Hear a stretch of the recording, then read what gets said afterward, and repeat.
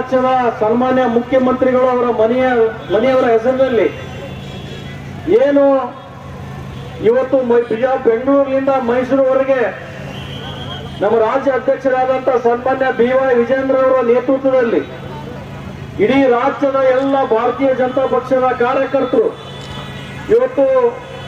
ಇವತ್ತು ಬೆಂಗಳೂರಿನಿಂದ ಮೈಸೂರುವರೆಗೆ ಏನು ಪ್ರತಿಭಟನೆಯನ್ನು ಮಾಡಿ ಪಾದಯಾತ್ರೆಯನ್ನ ಮಾಡಿ ಇವತ್ತು ಹೋರಾಟವನ್ನ ಮಾಡಿ ಕಾಂಗ್ರೆಸ್ ಮಾಡತಕ್ಕಂತ ಒಂದು ದುರಾಡಳಿತ ವಿರುದ್ಧ ನಾವು ಏನು ಭಾರತೀಯ ಜನತಾ ಪಕ್ಷ ನಾವು ಹೋರಾಟವನ್ನ ಇಲ್ಲಿವರೆಗೆ ನಾವು ಮಾಡ್ಕೊಂಡು ಬಂದಿದ್ದೀವಿ.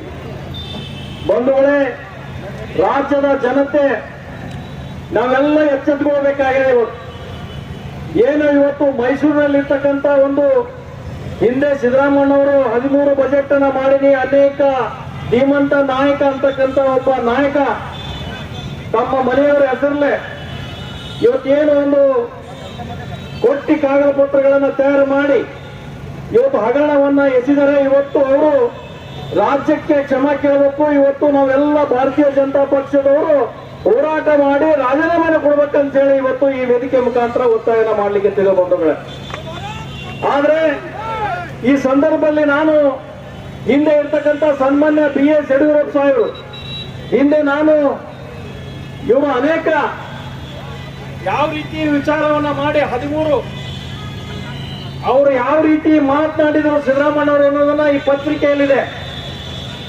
ಇವತ್ತು ಅದೇ ಸಿದ್ದರಾಮಯ್ಯನವರು ಸನ್ಮಾನ್ಯ ಗೌರವಾನ್ವಿತ ಇರ್ತಕ್ಕಂಥ ಗವರ್ನರ್ ಅವರಿಗೆ ಇವತ್ತು ಒಂದು ಏನು ನೋಟಿಸ್ ಕೊಟ್ರೆ ಇವರೇ ರಾಜೀನಾಮೆ ಕೊಡ್ಬೇಕಂತಕ್ಕಂಥ ಒಂದು ಏನು ಹೋರಾಟದಲ್ಲಿ ಇವತ್ತು ರಾಜ್ಯದಲ್ಲಿ ಇರ್ತಕ್ಕಂಥ ಮುಖ್ಯಮಂತ್ರಿಗಳ ಸಚಿವ ಸಂಪುಟದಲ್ಲಿ ಇರ್ತಕ್ಕಂಥ ಶಾಸಕರು ಸಚಿವರು ಹೋರಾಟ ಮಾಡಿ ಅವರು ರಾಜೀನಾಮೆ ಇವತ್ತು ಗೌರವ ಕೊಡ್ಬೇಕಂತಕ್ಕಂಥ ಒಂದು ಇದು ದುಷ್ಟತನದ ಏನು ಮಾತುಗಳನ್ನ ಇವರು ಹೇಳ್ತಾರೆ. ಇವತ್ತು ನಾವೆಲ್ಲ ಭಾರತೀಯ ಜನತಾ ಪಕ್ಷ ಭ್ರಷ್ಟ ಮುಖ್ಯಮಂತ್ರಿ ತಗುಲಿ ಲೂಟಿ ಸರ್ಕಾರ ಕೊನೆಗಾಗಲಿ ಅಂತಕ್ಕಂಥ ಇವತ್ತು ಭಾರತೀಯ ಜನತಾ ಪಕ್ಷ ನಾವು ಹೋರಾಟವನ್ನು ಮಾಡಿದೀವಿ. ಆದ್ರೆ ಇವತ್ತು ಇಷ್ಟೆಲ್ಲ ಆದ್ರೂ ಕೂಡ ಎಂತ ಅವರು ಮಂಡ ಧೈರ್ಯ ಅಂತಂದ್ರೆ ನಾನು ಯಾಕೆ ರಾಜೀನಾಮೆ ಕೊಡ್ಬೇಕಪ್ಪ ಅಂತಕ್ಕಂಥ ಮಾತುಗಳನ್ನ ಇವತ್ತು ಮುಖ್ಯಮಂತ್ರಿಗಳು ಮಾತಾಡ್ತಾರೆ.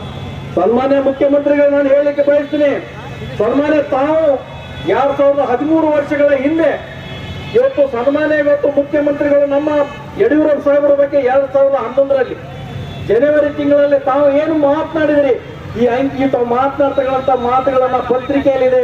ಇವತ್ತು ನನ್ನ ಬಾಯಿಗೆ ಬರ್ತಕ್ಕಂಥ ಮಾತುಗಳಲ್ಲ, ತಾವು ಏನು ಮಾತಾಡಿದ್ರಿ ಅಂಕಿ ಸಂಖ್ಯೆಗಳನ್ನ ಪತ್ರಿಕೆಯಲ್ಲಿದೆ ಬಂಧುಗಳೇ.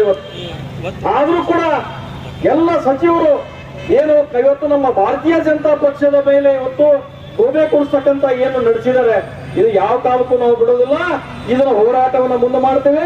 ಸನ್ಮಾನ್ಯ ಮುಖ್ಯಮಂತ್ರಿಗಳು ಇಷ್ಟೇ ಅಲ್ಲ, ಇವತ್ತು ಹೋರಾಟ ಮಾಡಿ ಇವತ್ತು ತಮ್ಮ ಕರ್ನಾಟಕ ಸರ್ಕಾರದಲ್ಲಿ ಮುಖ್ಯಮಂತ್ರಿಯಾಗಿ ನೀವು ಮುಂದುವರಲಿಕ್ಕೆ ಸಾಧ್ಯ ಇಲ್ಲ ಅಂತಕ್ಕಂಥ ಮಾತನ್ನ ಈ ಸಂದರ್ಭದಲ್ಲಿ ನಾನು ಹೇಳಿಕೆ ನಾವು ಬಯಸ್ತೀನಿ ಬಂಧುಗಳೇ.